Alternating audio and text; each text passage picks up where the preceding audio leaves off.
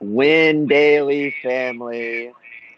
Hello, and I hope I can get the video working on this because you see the beautiful mug shot of James Rocker there. All right, the DFS nerd himself. You got Jay Prellezo, Javi Daily right here. You got my fiance giving me funny looks in the background. And this is going to be our first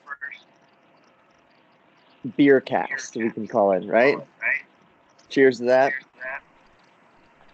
Cheers to the Beercast. And I think we're both drinking lagers tonight. So yeah, I got a Ballast Point lager, local brewery. Nice.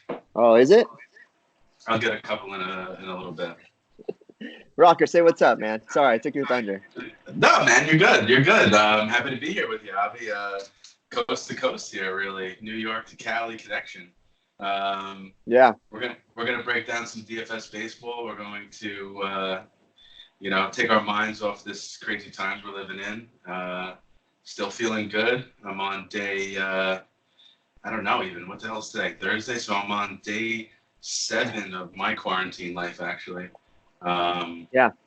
Just hoping all things pan out here. Yeah, day 5 for me. Made a handful of visits outside, including one to the grocery store today. I just threw all my stuff in the washer just to be safe. Hell yeah. You gotta wipe everything down, man. You can't mess around. Like they've done a really good job scaring us, so you gotta just wipe everything down and for sure. You can't take any chances. Yeah. So what are we talking about, brother? What are we talking about? For our first Beercast, here's what we're gonna do, Rocker. We're gonna talk about DFS MLB strategy. We're 3 months away from opening day, probably in June, and it kind of sucks. But we might have a short season. It's going to be interesting. So really, we're going to talk DFS MLB. We're going to talk about what we do for our lineups in regards to stacking, pitching, and even value bets. So I guess to start off, what is your DFS MLB strategy, Rocker? So I got to be honest. I troll a lot of areas, right? I'll definitely go on Twitter in the morning and I'll see what guys are touting. I'll also, look at where a lot of people will make a lineup in the morning really early before doing any research. I find that's like a very common thing, right? They'll wake up, they'll make a lineup, or even the night before if they, if they're still up and the slate's out. And it really helps kind of drive where people are going to go, where the ownership is going to be. So I like to kind of figure out where the field is going to be. And there are certain days, shorter slates, where there's chalky bats, right? But in actuality, you really can't get too chalky in baseball. But the first thing that I do is I try to correlate some information, see where people kind of have their minds at. And then, I basically just start making my own predictions on game theory, right? And almost like simulated games in my mind. And listen, like the Yankees are always an easy call, I feel like, right? It's sort of like a cop-out. Homer. There was some serious games where, if you didn't have the Yankees in your lineup, you were not cashing. And let's face it, right? Like you and I are pretty much boom or bust players. We're not looking to double our money. We're looking to hit the big hit. And we don't really care to lose certain kinds of cash just because that's really the types of players that we are. Am I wrong about saying that about you? No, you're right. Yeah. I want to hit 100K. I don't want to hit 1K. My fiance here laughing at me. She doesn't want 1K. She wants 100K. Nah, right, exactly. I'll tell you what, like, one thing that I really learned from you, and we haven't really discussed this a lot, is really the fact that contest selection, and I used to preach this before I met you, contest selection, if you're looking at that 29,000 entry, whatever it is, whatever sport we're talking about, like, the $5.55 tournament, And even if you put 150 lineups in, well, the first thing you need to understand is that people are in that tournament with 150 lineups. So right there, you already lose. But you have to have some serious luck to come in first in something like that. So the smaller the contest, certainly the better. And you definitely taught me that. So, getting back to the question and not getting Cheers too to far that. off topic. Cheers to that. Yeah, not getting too far off topic is I try to figure out where people are going to go. And honestly, there's a game that looks kind of appealing. And listen, I'm not going to lie to you and say there are nights where I got 10 lineups because I love the pitcher, right? So I'll just block the pitcher in maybe like 8 out of my 10 lineups just to not put all my eggs in one basket. And then I'll just build those 4-game stacks. I like to play on FanDuel. You'll probably find me a little bit more on DraftKings this year as well. But I'll lock in that pitcher and 8 of those builds. I'll stack whatever 2 teams I like. If I like 2 games, like particularly, I will Homer, Yankees, right? So I'll do the top of the order and I'll do the middle to the back of the order, and maybe I'll have 2 or 3 Yankee builds if it's looking like a really strong play. Not saying a chalky play, but a strong play on the night. I know we're going to talk about value bats, so I'll kind of leave it there. Pass it back to you. This way I can drink some of my beer. So here's my one question while you drink your beer. If you have a chalky Coors Field versus a chalky Yankees lineup, who are you going to go with? Can we check ownership? Right? Yeah. So, let's say similar ownership. I love playing the Coors bats. And I really like playing the other team. Depending on who's on the mound, it really sometimes doesn't even matter. I like playing the other team because a lot of people just naturally want to play the Rockies, right? So whoever the Rockies might be playing, I'll look at those bats. And then I also think something that I might be giving, here's your secret, right? Here's your secret tip of the night. When I was really good at season long, I would go into the waiver wire and I'd pick up the guy that maybe is on a 2-game hitting streak. And I would just kind of predict that 2-game hitting streak isn't really just a 2-game hitting streak, and maybe a 10 or 12 or 15-game hitting streak, right? And you have to kind of judge when these guys are going to start to get hot, and you have to get on them early. And if you want to take down a large GPP, you have to really be studying kind of those few factors that I really like kind of looking at, right? It's the strong game of the night, right? Whether it's a run total, a shitty pitcher, there's some factors there that we can talk about. And then, right, it's a little bit of ownership, but then it's just kind of mixing and matching, and you'll get it right. You will get it right if you're, playing enough, let's say, right? You got to be in it to win it. So I think riding those hot bats, trying to find those hot streaky teams, I think ballparks are a huge factor. So people say, I always joke around, I'm like, it's not really gambling, and here's why, and I know people are like, oh, it's gambling. I'm like, well, listen, like, I'm not like throwing my whole paycheck at the situation. I'm not spending my entire savings account here.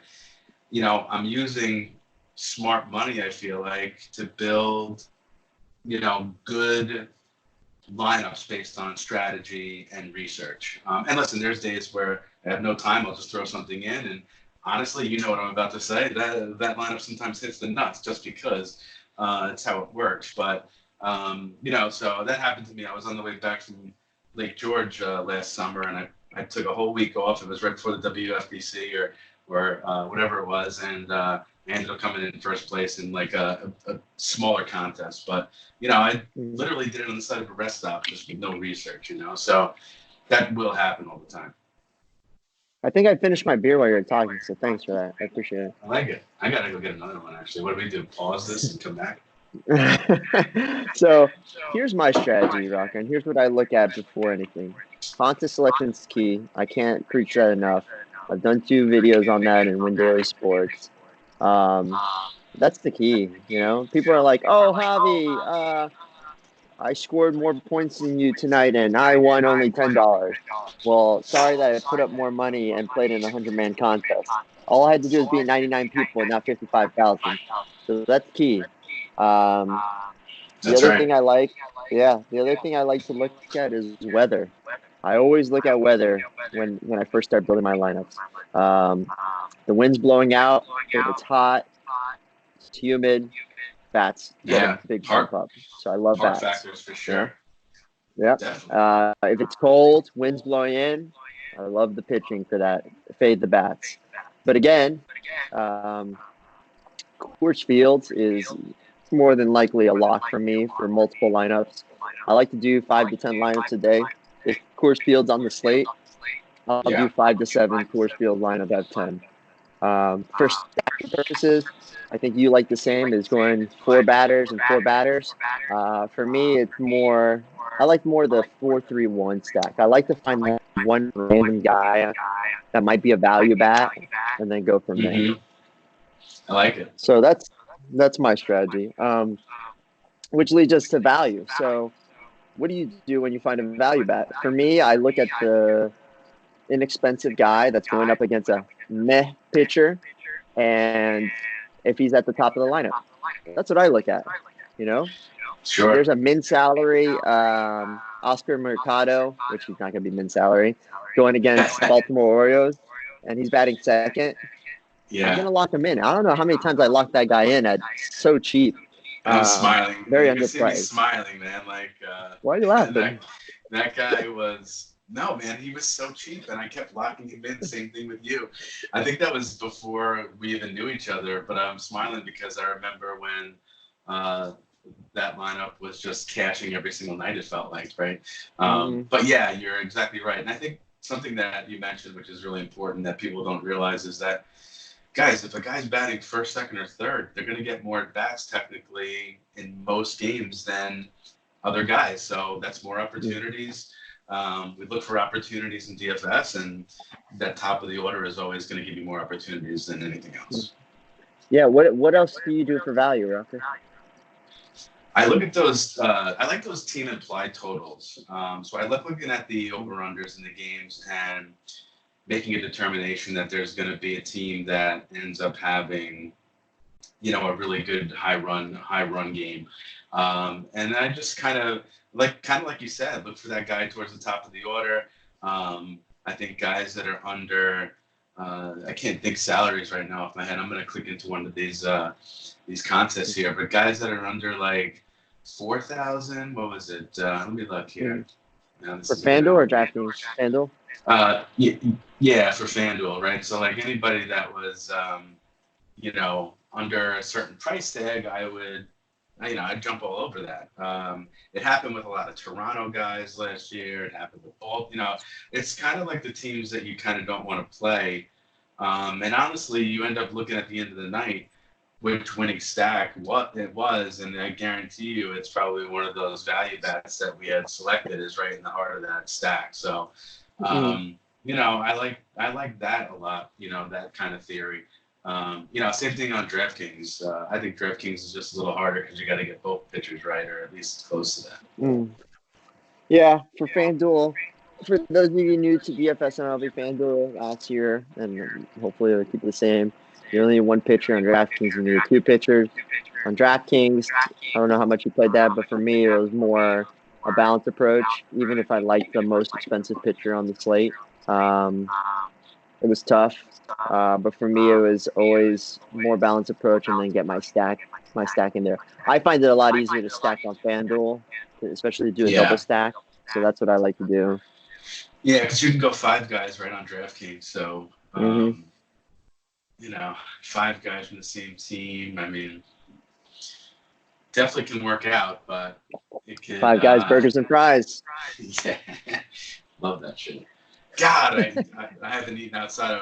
We were just talking. Javi just got some nice food. He was hanging out. I'm fucking starving over here. So I got some good Vietnamese pho, which was part of the trivia. So one of my favorite food was. So I guess, Rocker, is there anything else that you want to leave the users with that are listening to this, sad, with no sports on their phone, about DFS, MLB? Any last second stuff? No, man. I think that. I'll tell you this. Yeah, I think that last year, we met at the live final, and it was really the first year that I understood kind of the value of the live final, right? And what opportunity that gives you as a DFS player. So yes, winning a ticket to a live final is somewhat about contest selection as well. The same theory applies, right? But winning that ticket is so difficult. But once you're there, like, I know I sucked at it. Anything can happen. Anything can happen. And the money is, first place to last place is getting paid. Technically they pay you up front on basically everybody's winnings. But, the payouts are huge. The field is small. And yeah, you're going up against the best people in the world. But, man, you've been there a bunch of times, man. I think that, you have any secrets to winning a ticket? You want to, they're secrets, right? So I don't expect you to answer that question right now. Here's the basketball secret. Bachelor party. Set your lineup the night before. Tinker it 30 minutes before lock. Go drinking all night. And then come back and win 2 live final tickets. That's it. Amazing. Yeah. Tried for so long to get that MLB live final. 97 times it came out. I probably played more than half of them. Didn't win any of it, and then I win on the last day. And now it's canceled or postponed. Sorry. Brutal. The night that I won the live final ticket, if you look back at those standings, I know I send them to you all the time. I was in first and you were in third. And, we had no idea who each other were at that time. So it's kind of cool, man. It's great where the family has, prospered into. It's a tremendous team that we have. And, I think it's only the beginning. So keep it up, brother. Yeah, you too. Hopefully I can get the video up here because you see me eating noodles during it. You see Rocker getting upset at me. And then you see us cheering to our beer Cheers, drink. Brother. This is our first Beercast. I gotta get another one. Yeah. Take care, everyone. Thanks for joining us, Rocker. Say goodbye. I'm not going to cut you off this time. Good night, guys.